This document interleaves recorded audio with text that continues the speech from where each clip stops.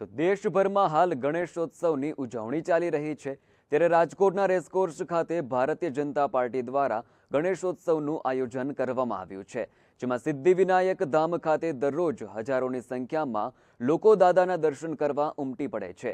ત્યારે ભારતીય જનતા પાર્ટી દ્વારા દરરોજ અલગ અલગ કાર્યક્રમો કરવામાં આવે છે, જેમાં બાળકો માટે રમતગમત સ્પર્ધા, બહેનો માટે પાણીપુરી સ્પર્ધા અને ભાઈઓ માટે લાડુ સ્પર્ધા યોજવામાં આવે છે।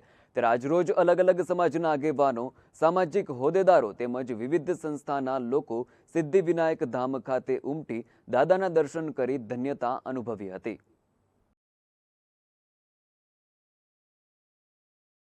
રાજકોટ મહાનગર ભારતીય જનતા પાર્ટી દ્વારા ગણપતિ મંગલ મહોત્સવનું આયોજન સતત 18મા વર્ષે થઈ રહ્યું છે।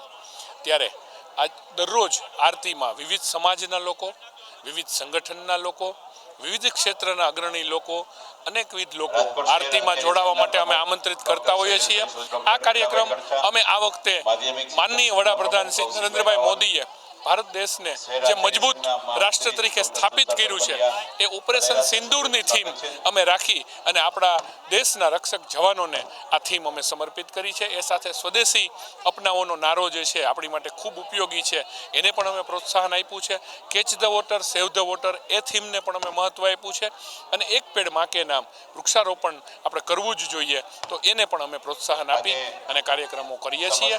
દરરોજ વિવિધ પ્રકારની સ્પર્ધાઓનું આયોજન થાય છે, તેમાં બહેનો મોટી સંખ્યામાં ભાગ લઈ રહ્યા છે। બાળકો માટેની ચિત્ર સ્પર્ધા હતી, એમાં પણ બાળકોએ ખૂબ મોટી સંખ્યામાં ભાગ લીધો। આવતીકાલે જે ખૂબ જ પ્રખ્યાત છે એવી ઓપન સૌરાષ્ટ્ર લાડુ જમણ સ્પર્ધાનું આયોજન કરેલું છે અને એ પહેલાં 4:30 વાગે બહેનો માટે પાણીપુરી ખાવાની સ્પર્ધા એનું પણ આયોજન કરેલું છે। રોજ રાત્રે ભવ્ય કાર્યક્રમો હોય છે, એમાં ખૂબ મોટી સંખ્યા એટલે કે 10,000 ઉપર લોકો ભાગ લે છે રોજ। એમાં સાંઈરામ દવેનો હસાયરો થઈ ગયો, રાજભા ગઢવીનો ડાયરો થઈ ગયો, શ્રીનાથજીની ઝાંખી થઈ ગઈ ને આજે દેશભક્તિના ગીતોને સમર્પિત કાર્યક્રમ જાગો હિન્દુસ્તાની પણ અમે આજે રાત્રે 9 વાગે રાખેલો છે। એમ જ છેલ્લા દિવસે અમે સેવાકીય કાર્ય રૂપે બ્લડ ડોનેશન કેમ્પનું પણ ભવ્ય આયોજન કરેલું છે।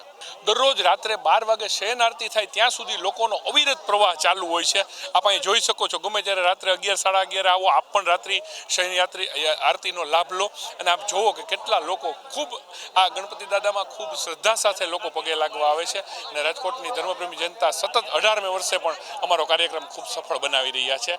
એ માટે હું રાજકોટની ધર્મપ્રેમી જનતાનો આભારી છું।